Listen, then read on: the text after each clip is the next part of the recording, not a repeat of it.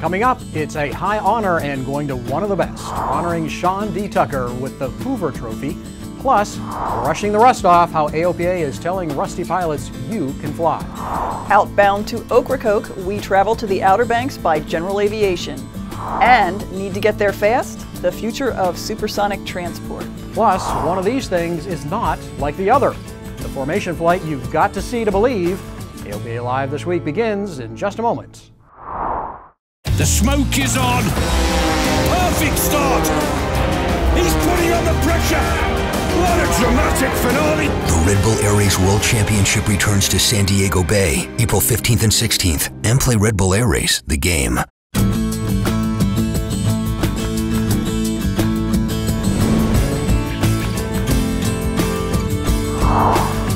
The greatest showman of his generation is about to get his due.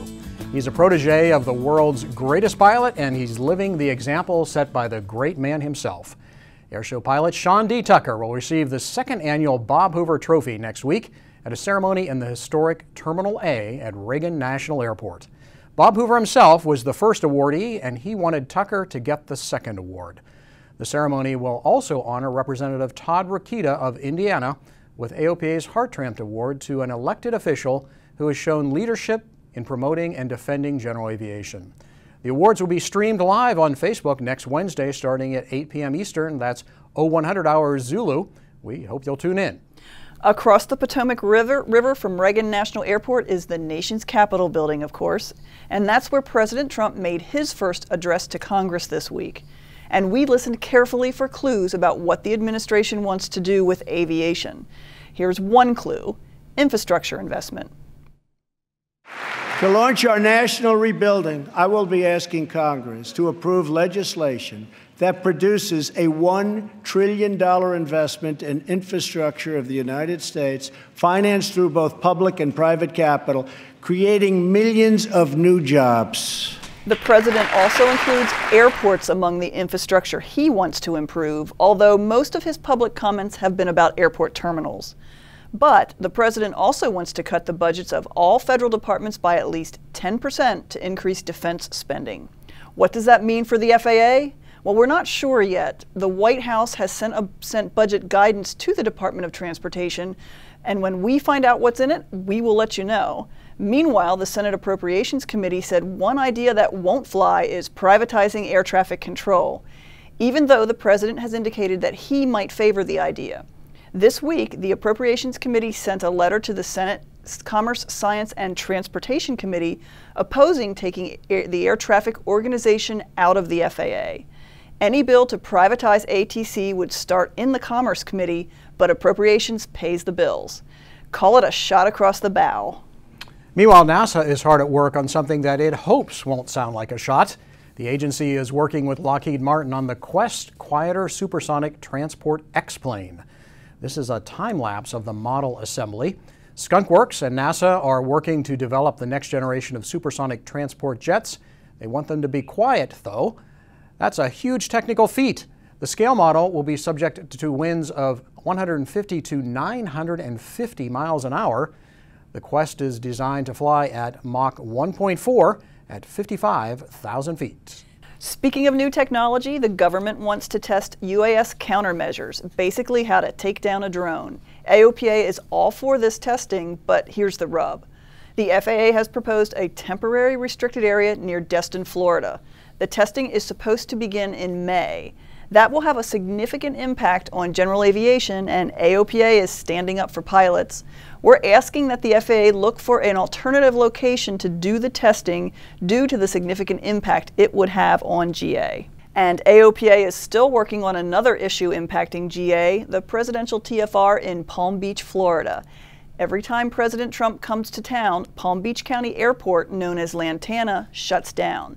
AOPA is advocating for a solution, adding TSA screening at the airport during the TFR. AOPA President Mark Baker suggested the screening in a letter to the Department of Homeland Security Secretary John Kelly. After screening, pilots and passengers could fly out of Lantana, which is located in the inner ring of the TFR. AOPA is also asking that the FAA implement an airspace cutout around Lantana. So far, it has not been authorized. Every time the TFR goes into effect, businesses at the airport lose thousands of dollars.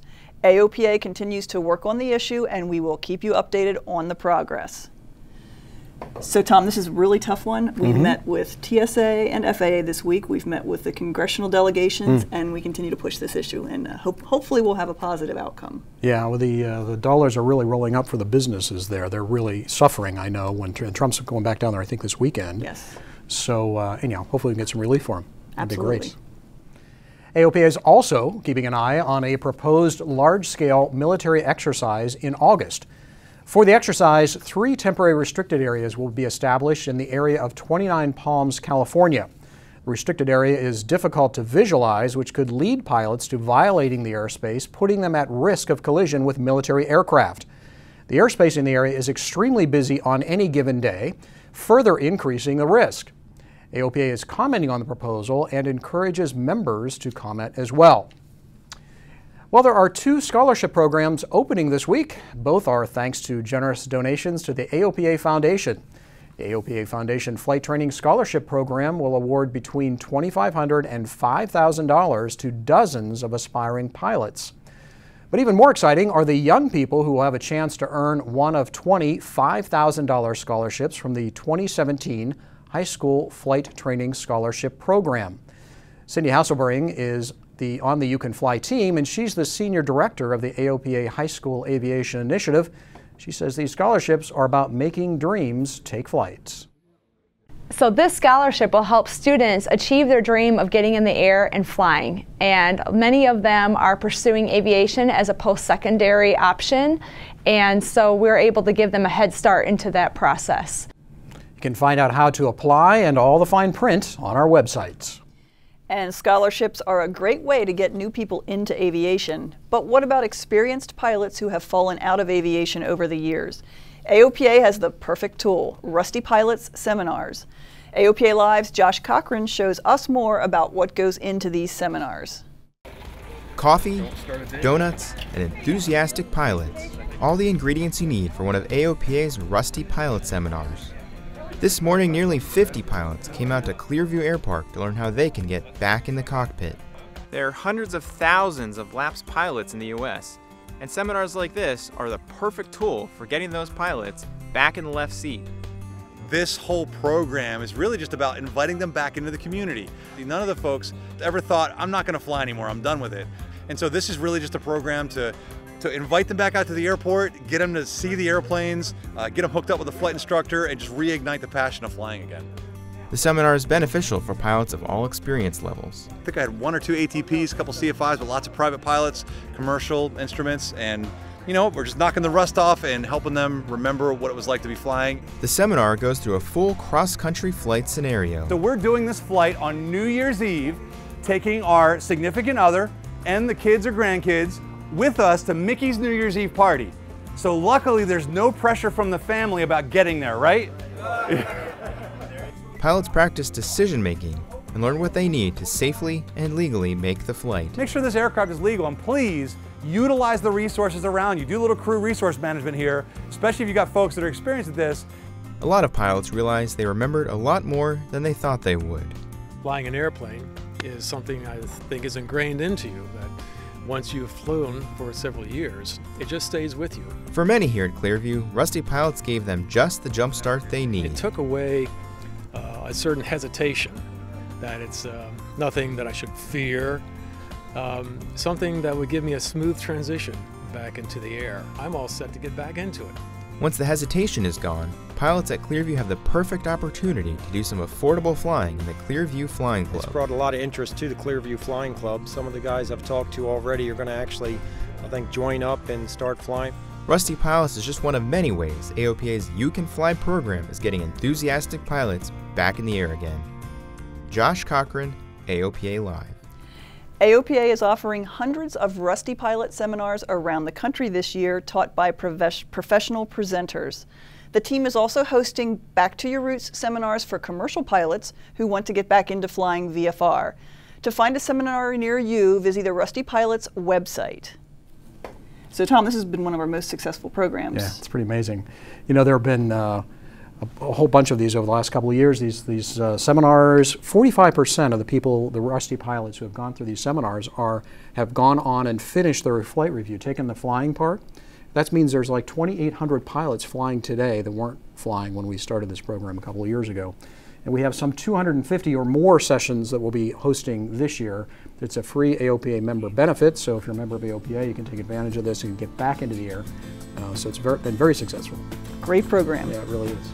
When we come back, outbound to Ocracoke, we follow a young couple who find bliss in the Outer Banks by way of a 182. Now talk about strange combinations, the amazing dissimilar formation that's all over Facebook.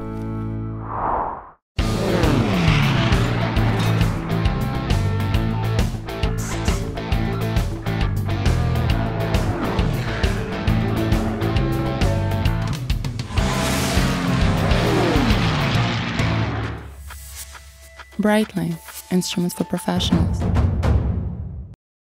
Welcome back. If you've got an airplane that you keep tied down outside on asphalt, there's a product designed to make sure it stays tied down. The Bolt Hold series of tie-down anchors comes in several different ratings. For example, this Cessna 195 is tied to the SP-18 model. Each one offers a pull resistance of 3,000 pounds when secured in 4-inch thick asphalt. You can find out more on the company's website. And another product will let you see just how well you did on that training flight. It's debriefing software called Cloud Ahoy. The program gives detailed information on your flight training, including ground track, airspeed, how stabilized the approach was, and more. Version 5 was just released, and it hosts a bunch of new features like integrated charts from SkyVector. The software lets students and flight instructors talk in detail about what a student needs to work on back on the ground, a better learning environment than the airplane. That's for sure. Spring is coming, but much of the country is still dealing with winter weather. That means it's the perfect time of year to take a vacation. AOPA Senior Features Editor Julie Walker takes us on an island getaway that is especially pleasant in the off-season. It's a beautiful October morning, and 25-year-old Connor Dancy is flying a Cessna Skylane with his wife Sam along the coast of North Carolina. In the high season of tourists and sunbathers and fishermen, this coastline would be bustling with families, SUVs, and fishing poles. But today, it's just the hum of the 182's engine. They are bound for the farthest tip of these Outer Banks to a barrier island accessible only by water or by air, and they are arriving the best way, by general aviation. On the way, Connor and Sam stop to see the Wright Brothers Memorial at Kitty Hawk. They walk the memorial grounds to the locations where the brothers landed and tour the visitor center. Back in the air again, they are headed for the prize, Ocracoke Island. There are 16 miles of wind-swept beach here and a tiny little village just 1 square mile wide. Balconies at the Anchorage Inn Hotel overlook Silver Lake and the marina where anglers have been bringing in their catch since the early 18th century. It's a romantic, peaceful, tranquil. Transportation around the village is on foot, by bicycle, or golf cart. On the stroll across the island, stop to see the Ocracoke Lighthouse, built in 1823. All that walking builds up an appetite, and the Flying Melon Cafe on Back Road does not disappoint. With its natural beauty and relaxing atmosphere, Ocracoke Island provides the perfect autumn getaway for this couple and their airplane. Julie Walker, AOPA Live.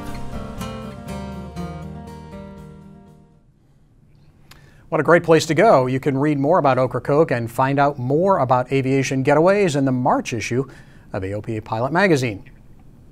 So, you've been there, I guess. You're a regular down there. We were talking about this. I love Ocracoke. I started going there as a kid in 1971 was the first time, and then when I became a pilot, flew into that airport. But it's just a beautiful place. So, and those who knew Connor Dancy, he's a wonderful kid. His father used to work here, flight instructor. Right. So nice to see them enjoying the Outer Banks. Yeah, that was a great story and a fun place to go. Well, finally this week, we head to the Intermountain West for a formation flight that is just astounding. Do not adjust your set, folks. Yes, you're seeing a formation of a Carbon Cub, a Wilga, and an Eclipse Jet. This strange combination of aviation comes to us from the Flying Cowboys. They're a group of pilots from around the Salt Lake City area. They're all experienced formation pilots. They document their backcountry exploits on Facebook and other social media, and they're known for their bush-wheeled tail draggers. This week, though, as you can see, they had some high-speed company on a flight. This odd pairing is going around Facebook. Check the Flying Cowboys page if you want to see more. That very clever group of guys there. It's an unusual combination, though. Great video. It's such a funny airplane anyhow. That's going to do it for us, this broadcast. Thanks for joining us. Join us again next Thursday for another AOPA Live this week. And don't forget to catch our live broadcast of the Hoover Trophy next Wednesday evening on Facebook.